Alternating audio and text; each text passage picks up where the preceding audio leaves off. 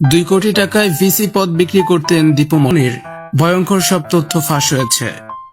রাজধানীর মোহাম্মদপুরের মুদি দোকানি আবু সায়েদকে গুলি করে হত্যার মামলায় সাবেক সমাজ কল্যাণ মন্ত্রী দীপুমনি 4 দিনের রিমান্ডে রয়েছেন। আওয়ামী লীগ সরকারের পতনের পর আত্মগোপনে থাকা অবস্থায় রাজধানীর বারিধারা থেকে সোমবার তাকে গ্রেপ্তার করা হয়।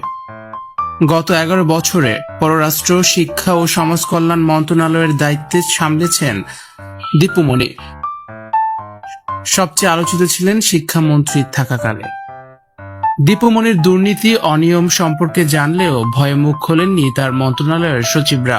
অনেকে বলেছেন, মাধ্যমিক স্কুলের শিক্ষক থেকে বিশ্ববিদ্যালয়ের ভিসি নিয়োগ পর্যন্ত তার হাত ছিল। বিশ্ববিদ্যালয়ের উপাচার্য নিয়োগের জন্য 2 কোটি এবং কলেজের অধ্যক্ষ নিয়োগের জন্য তিনি 50 লাখ টাকা ঘুষ নিতেন। তার সময়ের শিক্ষা খাতে এটি ছিল ওপেন সিক্রেট। সংশ্লিষ্টরা জানান, আওয়ামী লীগ সরকারের 4 মেয়াদের মধ্যে 3 মেয়াদে ভিন্ন ভিন্ন 3টি মন্ত্রণালয়ের মন্ত্রী ছিলেন দীপুমনি। ক্ষমতার অপব্যবহার করে দীপুমনি নিজেও তার স্বজনরা জড়িয়ে পড়েন সীমাহীন দুর্নীতিতে। দীপুমনি শিক্ষামন্ত্রী থাকাকালে তার ভাই টিটুর মাধ্যমে নিয়োগ বাণিজ্যের এক বিশাল রাজত্ব কায়েম করেন। সবচেয়ে আলোচিত বিষয় ছিল সরকারি বিশ্ববিদ্যালয়ে ভিসি ও কলেজের অধ্যক্ষ নিয়োগের বিষয়টি। শিক্ষা প্রশাসনে প্রতিটি বদলিতে তার ভাইয়ের হাতে ছিল পূর্ণ নিয়ন্ত্রণ। সর্বনিম্ন 2 লক্ষ টাকা থেকে সর্বোচ্চ 20 লক্ষ টাকায় বেচা বিক্রি হতো শিক্ষা প্রশাসনের নানান পদ।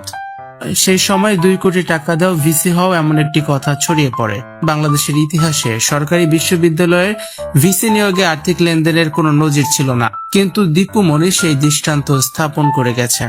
মুখে নোট গাইড বইয়ের বিরোধিতা করলেও দীপুমনি নোট গাইড বিক্রেতাদের কাছ থেকে নিয়মিত কমিশন নিতেন বলে অভিযোগ রয়েছে। ঢাকার এক নোট গাইড প্রকাশক জানান, 3 মাস পর পর অন্তত 25 কোটি টাকা কমিশন নিতেন দীপুমনি।